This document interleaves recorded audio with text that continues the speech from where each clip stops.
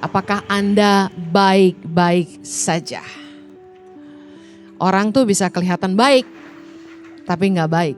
Dan orang tuh biasanya dengan cepat berkata, kami baik-baik aja. 1 Tesalonika 5 ayat 23. Semoga Allah damai sejahtera menguduskan kamu seluruhnya.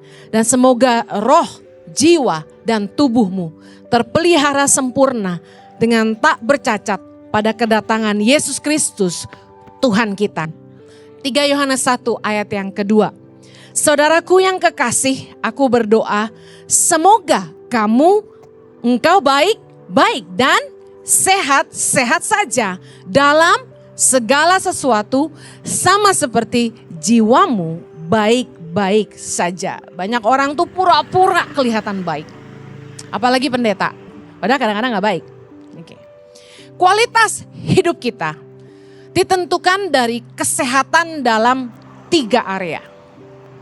Yang pertama, tubuh. Tubuh yang sehat. Hidup yang kudus bagi Allah. Kalau kita gak sehat, sia-sia semua yang kita punya. Sometimes kita gak sadar kita gak baik-baik aja. Sampai kita periksa. Tubuh yang sehat, kunci hidup berkualitas. Katakan amin. Tubuh yang sehat juga bicara gini, hidup yang kudus bagi Allah. Karena kita harus mempersiapkan hidup kita sebagai mempelai yang tidak bercacat pada waktu kedatangan Tuhan. Jangan pakai tubuhmu untuk perkara-perkara najis dan kotor. Jangan pakai tubuhmu untuk hal-hal yang mendukakan hati Tuhan. Tangan buat kerja dipakai nyuri, mulut buat muji Tuhan dipakai ngomongin orang, ngomong jorok. Yuk pakai tubuhmu untuk kemuliaan Tuhan. Kualitas hidup kita ditentukan kesehatan dalam yang kedua, roh yang sehat. Roh yang sehat itu roh yang seperti apa? Roh yang terhubung dengan Tuhan. 2 Korintus 3 ayat 17 berkata, sebab Tuhan adalah roh.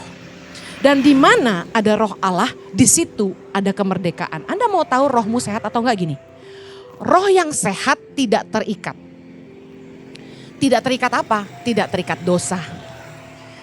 Tidak diperhamba oleh keinginan-keinginan dunia. Kita kadang-kadang gak sadar roh kita gak sehat. Ketika roh kita tidak terhubung dengan Tuhan, di situ gak ada kemerdekaan. Karena di mana ada roh Allah, di situ ada kemerdekaan. Kita gak terikat sama apapun yang ada di dunia ini. Kita gak takut kehilangan apapun. Roh yang terhubung dengan Tuhan dipuaskan hanya oleh Tuhan. Roh yang terhubungan Tuhan dipulihkan dalam hadirat Tuhan.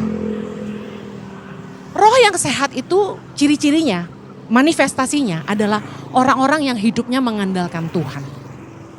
Orang-orang yang hidupnya mengasihi Tuhan. Kesadaran akan Tuhan dan takut akan Tuhan. Meskipun dia gak bisa lihat Tuhan, dia sadar Tuhan melihat semua yang dia buat. Itu roh yang sehat. Manifestasinya adalah orang ini hidup ngandelin Tuhan. Yeremia 17 ayat 7 berkata, diberkatilah orang yang mengandalkan Tuhan, yang menaruh harapannya pada Tuhan. Roh yang sehat, itu manifestasi dalam kehidupan kita ini luar biasa. Kita bisa melakukan hal-hal yang luar biasa karena mengandalkan Tuhan, melampaui kemampuan kita sebagai manusia. Orang yang hidupnya mengandalkan Tuhan pasti hidup dalam keajaiban Tuhan. Kalau dengan kerja keras, kita bisa menghasilkan uang katakan sejumlah A. Tapi dengan kuasa Tuhan, Anda bisa menikmati hidup Anda lebih dari apa yang Anda dapat. Itu keajaiban Tuhan. Semua keajaiban dan penyediaan Tuhan itu tersedia bagi orang-orang yang takut akan Tuhan. Ketika kita hidup terhubung dengan Tuhan, ada pintu-pintu mujizat yang terjadi dalam hidup kita. Hal-hal yang secara manusia, kemampuan manusia itu gak mungkin. Tapi kita selalu melihat penyediaan, mujizat, penyertaan Tuhan luar biasa dalam hidup kita. Apakah hari ini hidupmu terhubung dengan Tuhan? Karena kalau enggak, rohmu enggak sehat. Roh yang sehat, hidupnya dipimpin Tuhan. Orang yang terhubung selalu komunikasi dengan Tuhan itu bagus. Mazmur 25 ayat 12. Siapakah orang yang takut akan Tuhan? Kepadanya Tuhan menunjukkan jalan yang harus dipilihnya.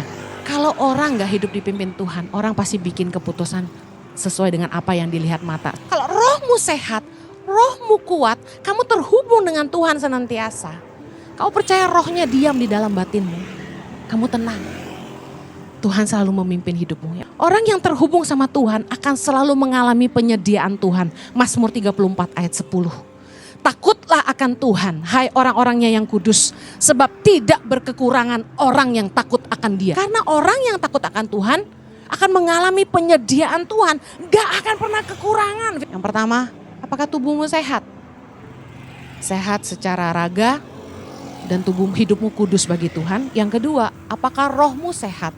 Roh yang sehat itu tidak terikat dosa, tidak terikat oleh keinginan duniawi, dan rohmu terhubung dengan Tuhan. Yang ketiga, kualitas hidup orang ditentukan oleh jiwa yang sehat.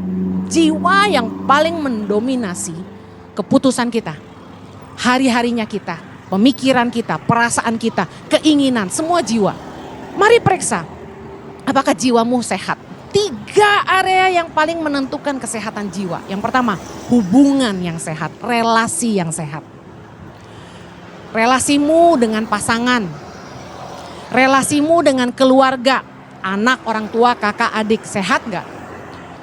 Kemudian relasimu dengan teman-teman, relasimu dengan pemimpin atau atasan, sehat gak?